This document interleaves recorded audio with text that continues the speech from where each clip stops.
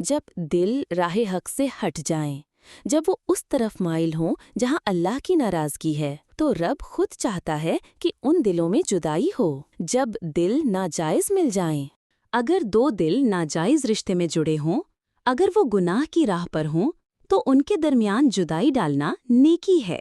ایسی حالت میں یہ دعا پڑھو: اللہم فرق بینہما کما فرقت بین الماء والنار واجعل بینہما بغضا وکراہیۃ حتی یتفرقا بحقک یا ارحم الراحمین۔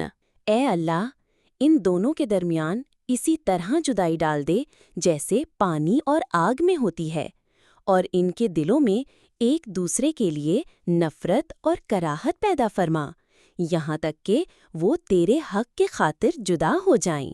محبت وہی اچھی ہے جو نکاح سے ہو، باقی ہر رشتہ گناہ کا دروازہ ہے، اور جو اللہ سے ڈرتا ہے اللہ اس کے لیے نجات کا راستہ کھول دیتا ہے۔